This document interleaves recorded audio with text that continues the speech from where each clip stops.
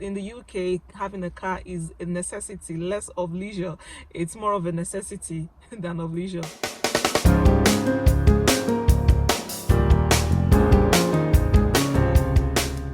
Hello beautiful people, welcome back to my channel. Thanks for stopping by.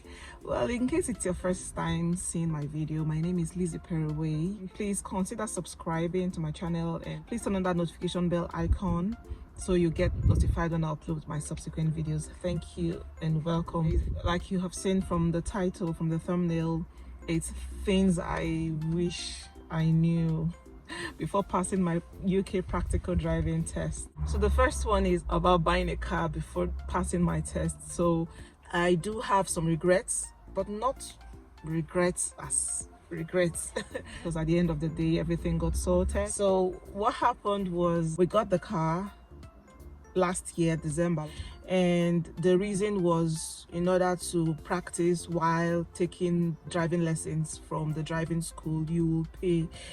The driving lessons are not they don't come cheap at all, so you would pay. So in order to like augment on the driving lessons, you would have to practice on your own with family members, friends, and the rest. You would need someone to sit in the car with you to accompany you because you can't drive on your own having a provisional license. So that became a challenge.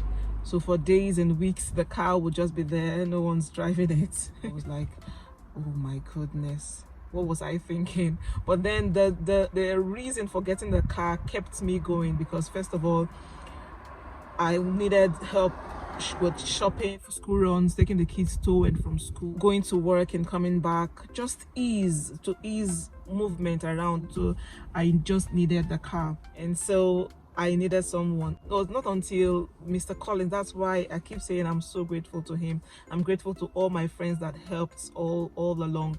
Mr. Collins eventually offered that he will be joining me each time we're going to work. He would drive down and join me, like I mentioned in my previous video. And guys, please, before I go further, I would like to clarify something. In my previous video I mentioned that I did not pass my test based on my skills, but on the fact that my examiner was in a good mood. No examiner will give you a pass based on being in a good mood. Yes, his good mood helped me to be relaxed. His good mood helped boost my confidence. If he was moody, grumpy, or impatient, I would have been put off balance. Yes, and so that was what I meant by that statement. It was an exaggeration, it was an overstatement. Yeah, so guys, please, that is what I just want to clarify. So eventually I was getting used to driving, and I think that really helps me to get used to driving enough to pass the test, and that contributed as well. So there were many factors that contributed to me passing that test. God answered my prayers by giving me an examiner that was in a good mood, and God sent Mr. Collins my way to offer to sit in the car with me while I drive to work. And so if you're thinking of driving, if you're thinking of or hoping on taking the driving test, it's up to you. Like, the decision is yours to make, to either get a car to practice with. If your husband has a car, your wife or someone in your family has a car, it also helps as well. But for us, we had to buy the car so I can practice, and it was a good deal. That's why we actually jumped on it. Not like we're so desperate to get the car. It was just a good deal. I think the guy was about traveling abroad, so he wanted to dispose of the car, and it was way the price of the car was cheaper than what it is originally in the market. So that's why we jumped on it, the Toyota Prius T3. Yes, so I practiced and I passed it. And that's why I said it's a regret, but not so much of a regret. Initially the car would lie parked without anyone driving it, and eventually something got stolen from underneath the car. Topic for another day. The catalytic converter, I will put it up here. It got stolen, we had to claim insurance and all of that. And yes, so that is a regret, but not so much of a regret, because eventually God granted me favor and I was able to scale through that. So it was a good decision in the end. Someone somewhere could maybe not have a car and still pass. So it's all about what works for you. Like I always say, do what works for you. And then the second one was, nobody told me that once you pass your driving test, your insurance would hit the roof. So my insurance skyrocketed like crazy. It was mad. So my instructor had told me that as soon as I get home, I should call my insurance company to give them the update that I had passed my test. So yes, I did that. And when I got home, after all the excitement, I washed my car, guys. Yes, I washed the car, washed off the learner sign, washed off the learnerness of the car, because now I'm a full UK driver with a full UK driving license. So after all that, I was getting ready to go to work, and then I called my insurance to tell them, oh yes, I've passed my test. And the guy was like, oh, congratulations ma'am, congratulations. So right now your insurance is this. So I'll give an example. Say for instance, I was paying £50. That this is an example. I wouldn't want to give full disclosure of how much for personal reasons, please guys, and please pardon me. So say I was paying £50, and the guy told me that I will be paying 4 times that amount. That's to say I'll be paying about, for instance, about £200 having a full UK driving license.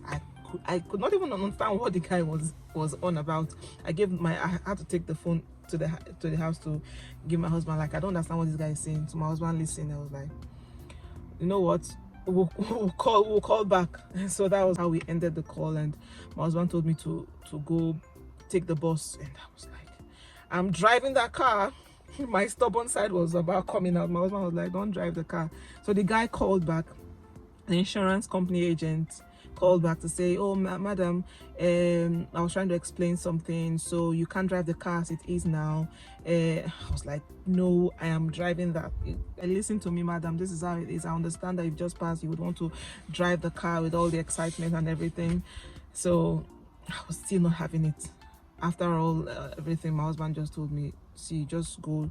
If you drive the car with this, because having the full UK driving license and your car is insured on the provisional license, there are two conflicting things. You would need to update your record and drive with your full UK driving license on the insurance on the car. So the car has to be insured with my license. So we did not agree to that price, to that amount, to that quotation, to that quote. So he told me to just take the bus, and I did eventually, which was really hard to do. I was like, did he help me to pass the test? I was just so upset. Did he help me to pass that test that he would tell me not to drive the car? So eventually I went. So after all said and done, we were advised by friends and family, even the insurance company told us to shop around, and we did shop around and checking the market, comparing the market, go compare Money Supermarket, Money Expert, and all the comparing sites, and eventually we're able to see something close to what I was paying before for insurance. So for instance, again, I was paying £50. So on Money Supermarket, we were able to see something close to about me having to pay £59 every month. Guys, like I said, this is just an example. Didn't even think twice. Like, we quickly dived in and took that insurance and got that sorted. For about a week, I was not able to drive the car. All the excitement, guys, as I'm saying it, I'm laughing, I'm smiling. Then it wasn't palatable at all. I was even in tears one of those days, because we're almost taking the option of selling the car, doing away with the car. I was like, oh, all the essence of passing the test is just in vain. And all the excitement was just, I was battling, I was just confused, I was regretting, if I had known. But then it's just that zeal, that drive, that push, you know, to get something done. That was just what was getting to me. But my husband really encouraged me, God bless him, and he told me to be patient. Patience is a virtue. So I was just patient. I was like, after all, at the end of the day, I will drive. After all, I've got the license, so the only thing is getting insurance sorted. If we get to sell the car, we'll sell the car. And so eventually getting the right quotation or something reasonable, good, different from the mind-blowing, upsetting, absurd. Nobody pays that high for insurance. It was just so much. Not everyone's insurance goes that high, so mine went high for certain reasons. Number one, a new driver. Secondly, I had claimed insurance. Like I said, I will do the video later about why I claimed that insurance. And thirdly, on the kind of car, the Toyota Prius, and to put all those factors into consideration. So that's why it went that high. So you might want to consider as well. I just wanted to share my experience, so to alert someone or put you in the know, make you aware of these things in case you're considering or wanting to hoping to try. Like I said, it's a regret, but not a regret. Eventually everything got sorted. Hooray! Thank you so much for watching this video to this point. I want to say a big thank you to you, and please drop a comment in the comment section. Tell us what you think, tell us your experience or questions. You can send your questions to us as well on reallifelesson77@gmail.com. And please give us a thumbs up. You can share this video if you like. You'll be saving someone, you could be helping someone as well. Thank you so much. Well, until I come your way again sometime pretty soon, my name remains Lizzie Perroway. Please stay safe, stay blessed, and be good.